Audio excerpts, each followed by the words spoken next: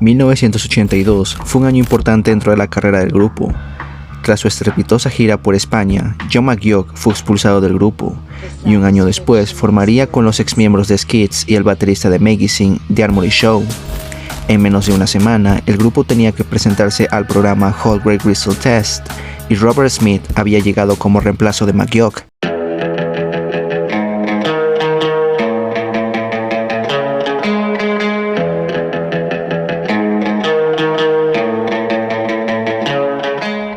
Era obvio que Robert Smith iba a ser un buen reemplazo de McGeoch. La amistad que había entre The Cure y Siouxsie and the Banshees era muy grande. Al igual que los Banshees, The Cure tenía bastante éxito. La salida de Pornography marcaría un antes y un después en el rock gótico, pero el único que parecía no disfrutar de ese éxito era Robert, quien quería disolver el grupo. La primera muestra de esto fue cuando Gallup y Robert se pelearon luego de ese desastroso concierto en Bélgica.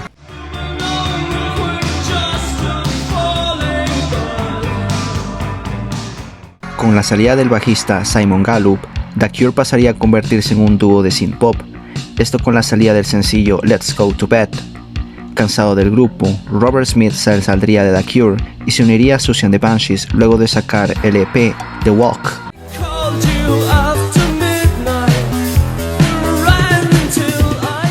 A Robert en cierta medida le convenía estar con los Banshees. En primer lugar, Smith tenía una muy buena amistad con Steve Severin, y en segundo lugar, Robert no quería estarse preocupando en qué pasaría dentro del grupo. La diferencia entre los Banshees y The Cure es que en The Cure, Robert tenía que preocuparse por escribir las canciones, al igual que supervisar la producción de cada álbum y canción. En cambio, con Siouxsie and the Banshees solo tenía que preocuparse en aprenderse las canciones y tocar la guitarra. Sin embargo, el único que tomó esta decisión como preocupante era su jefe Chris Parry, quien sabía que sin The Cure, Fiction Records caería en picada. A pesar de que a Parry le preocupaba esta decisión tomada por Robert, él tenía poco tiempo para pensar su futuro con The Cure. Dentro de pocos días, tenía que presentarse dentro del programa Whole Great Crystal Test, tras el despido de McGeoch. Para ese programa, Smith y los Banshees tocaron Melt y Painted Bird. Luego de eso, programaron una gira a través de todo Reino Unido. Aquella gira sería la primera vez que Siouxsie and the Banshees colaboraría con varias bandas. Por un lado, tocarían con el vocalista de la banda de Soft Cell, Mark Almond, y con otro grupo llamado The Venomettes.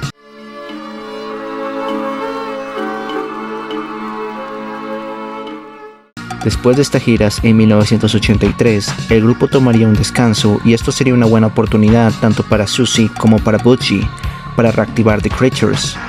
La pareja sería de vacaciones y de paso se llevaría a su productor Mike Hatches. Para ese tiempo, comenzaron a grabar un álbum de estudio donde solo utilizaron marimbas y tambores. Este álbum recibiría el nombre de Feast y se mezcló en tan solo 2 semanas. El dúo trajo un coro de cantantes hawaianos mientras estaban haciendo el álbum en Hawái. Esto podemos verlo en temas como Morning Dawning, I Know Aole y Festival of Colors.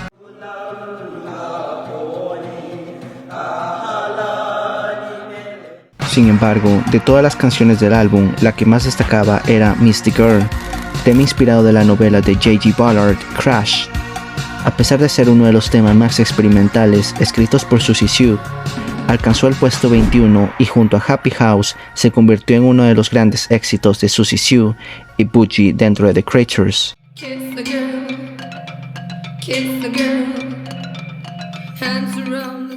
Ese mismo mes, Butchie y Siouxsie regresaron a los estudios para grabar un sencillo llamado Right Now, el cual tenía un sonido más o menos experimental que temas como Mystic Girl.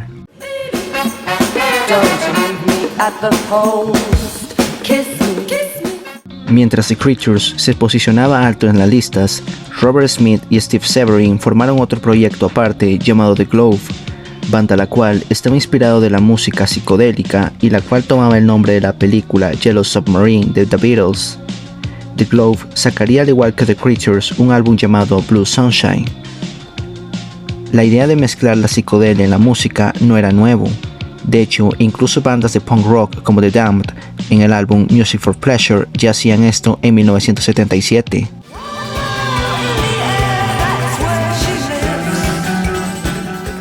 De regreso a Reino Unido tras una gira en Australia e Israel, Ahora con la banda de vuelta, Siouxsie and the Banshees estaría lista para lanzar su nuevo sencillo en septiembre de 1983, Dear Prudence. La canción había sido tomada del White Album de The Beatles, que fue lanzado en verano de 1969. Aquella canción fue escrita por John Lennon en la India e inspirada de la actriz Mia Farrow, quien había trabajado en El bebé de Rosemary de Roman Polanski.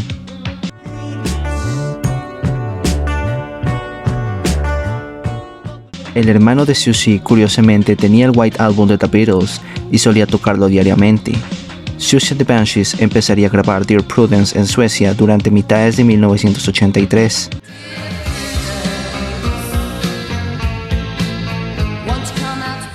Al mismo tiempo, Robert Smith volvería a Inglaterra para grabar su nueva canción tras bastante tiempo sin estar en The Cure, llamada The Walk.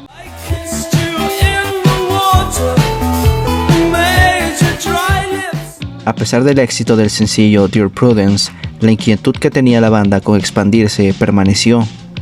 Al mismo tiempo que Dear Prudence gozaba de un gran éxito, The Walk era otro tema el cual le iba muy bien. Con esto, tanto The Cure como Siouxsie and the Banshees planearon hacer giras, de una manera bien pensada. En agosto, The Cure daría su primera gira, mientras que para septiembre, Robert Smith iría de regreso con Siouxsie and the Banshees para tocar con ellos. Cuando The Cure estaban haciendo giras por Estados Unidos en agosto, Robert Smith ya estaba grabando una nueva canción llamada The Love Cats.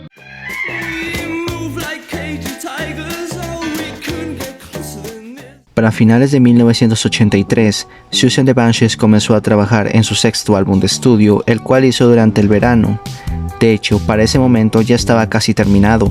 Smith grabó parte de su guitarra en noviembre, y cuando terminó de grabar, se puso su sombrero y dejó los estudios para grabar su quinto álbum de estudio con The Cure, llamado The Top.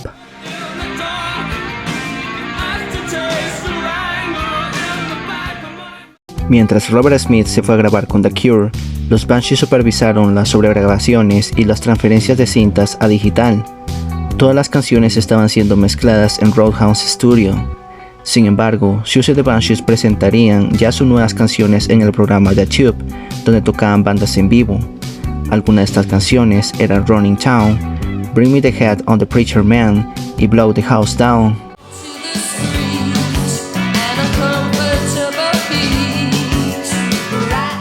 De todos sus temas, el que decidieron lanzar como sencillo fue Swimming Horses. La pieza, acompañada con el piano y la batería junto a una voz extravagante de Siouxsie Sioux, fue una de las decisiones más valientes que había hecho Siouxsie and the Banshees. Tal y como era previsto, Swimming Horses no alcanzó los primeros puestos, pero a pesar de todo, se terminó convirtiendo en una obra de culto dentro del gran repertorio de los Banshees.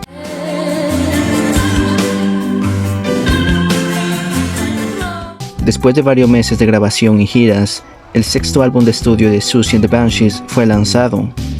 A diferencia de sus trabajos antepasados, Jaina era difícilmente más inspirador. En ese momento, la banda estaba en distintos mundos. Siouxsie Sioux quería volver a usar su viejo grabador de video para atrapar la imagen recomendada por sus compañeros de The Glove. Smith estaba guardando sus mejores ideas para The Cure, ahora que la fe en su original proyecto se había restaurado por el éxito comercial, y tampoco Pucci y Steve fueron despedidos con suficiente entusiasmo para asumir estricta calidad de control. Todo esto terminó provocando una falta de compromiso en el grupo.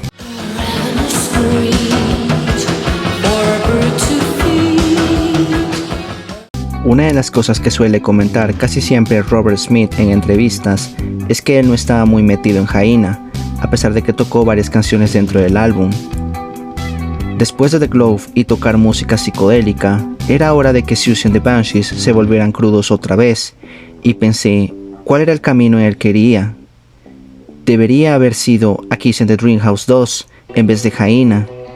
Muchas de las cosas que venían del álbum eran gracias a mí y a Steve, mientras nos quedamos una noche grabando y tocando, pero luego en la producción se suavizó todo. Un ejemplo de las palabras de Smith era la canción de apertura, Dazzler, la cual según Robert sonaba tan dulce y cruda. La doble batería influenciada de Glitter Band iría acompañada de una orquesta.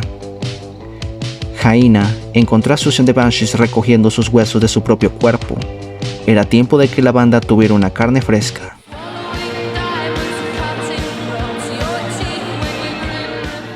Cuando Hyena fue lanzado un mes después, The Cure lanzaría The Top, y tras la gira que tuvo Siouxsie and the Banshees un mes antes, después del lanzamiento de Hyena, The Cure haría una gira por Reino Unido y el continente.